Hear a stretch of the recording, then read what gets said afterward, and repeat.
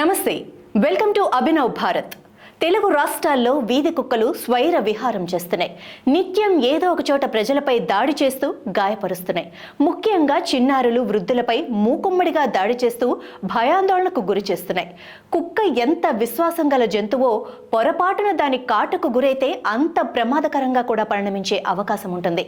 టీకాలు వేయించని కుక్కలు కరిస్తే ఆ సమయంలో సరైన జాగ్రత్తలు తీసుకోకపోతే ర్యాబిస్ వ్యాధి బారిన పడి చనిపోయే ప్రమాదం ఉందని నిపుణులు హెచ్చరిస్తున్నారు. కొన్ని జాగ్రత్తలు పాటించడం వల్ల ర్యాబిస్ వ్యాధి రాకుండా అడ్డుకోవచ్చని చెబుతున్నారు. మరి కుక్క కరిచిన వెంటనే ఏం చేయాలి?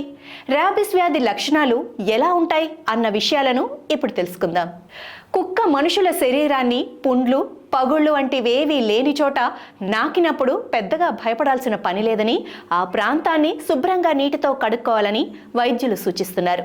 ఒకవేళ కుక్క కరిస్తే వీలైనంత త్వరగా గాయాన్ని దారగా పడుతున్న నీటి కింద పెట్టి 10 నుంచి 15 నిమిషాల సేపు సబ్బుతో శుభ్రంగా కడగాలి. గాయాన్ని నేరుగా చేత్తో తాకకూడదు. తర్వాత గాయాన్ని పొడిగా తుడిచి యాంటీసెప్టిక్ లోషన్లు రాసి వదిలేయాలి. కుక్క కరిచిన చోట పసుపు, కారం లాంటివి రాసి సొంత వైద్యం, నాటు వైద్యం చేసుకోకుండా వెంటనే దగ్గరలో ఉన్న ఆసుపత్రికి వెళ్లి వైద్యుణ్ణి సంప్రదించి యాంటీ ర్యాబిస్ టీకాలు తీసుకోవాలి. గతంలో వీధి కుక్కల దాడిలో గాయపడితే బొడ్డు చుట్టూ ఇంజెక్షన్లు ఇచ్చేవారు. ఇప్పుడు ఆ పద్ధతి మారింది.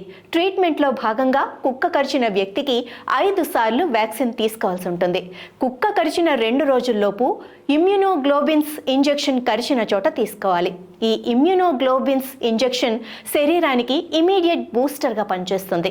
దీనివల్ల కరిచిన కుక్క పిచ్చి కుక్క అయితే ర్యాబిస్ వ్యాధి సోకకుండా ఉపయోగపడుతుంది. నాయకులారా, మీ పనితనం మీ అధినాయకులకు తెలియజేయాలనుకుంటున్నారు. ప్రజలారా, మీ సమస్యలను మీ నాయకులకు తెలియజేయాలనుకుంటున్నారు. ప్రజా సమస్యల పరిష్కార వేదిక మీ అభినవ్ భారత్.